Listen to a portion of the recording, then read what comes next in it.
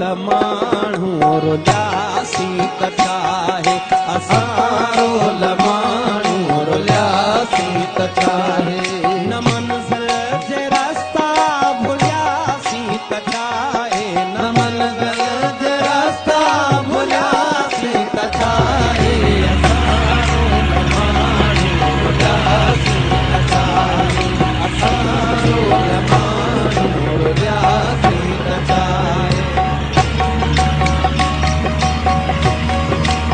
Gorakh hill ते आया हूँ 5 ई दोस्त जीप कराई आहे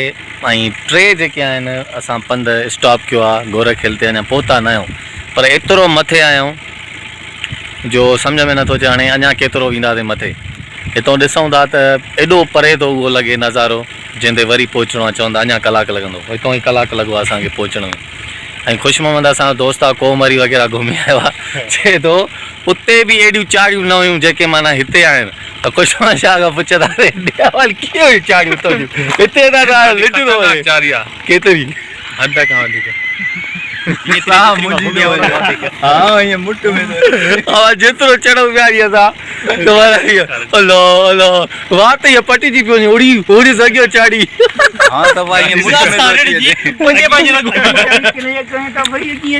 हाणे मुंहिंजे पोयों जेको आहे न ॾेखारिजे नथो हे पहाड़ आहे अञा हितां खां वरी अॻे वेंदासीं उहो कंहिं तरफ़ पहाड़ आहे हेॾे छा न हेॾे पोइ वरी हेॾे वेंदासीं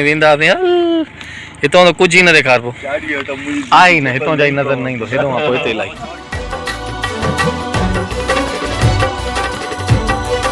ओ धरती ओ माता की जय सिंधी 5 करोड़ दीदा की न पवण सिंधु ते दीदा की न पवण सिंधु ते हाणे के पंजोड़ हाणे के पंजोड़ हाणे के पंजोड़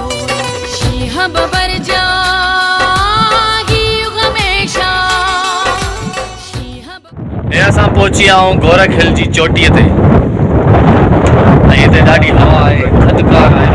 ऐं ईअं थो लॻे बसि थोरी देरि खां पोइ ॾाढो सीउ थी वेंदो हेॾा नज़ारा आहिनि हिते असांखे ख़बर ई न हुई असां ख़्वाहिश रखीसीं न कश्मीर वञूं कोमरी वञूं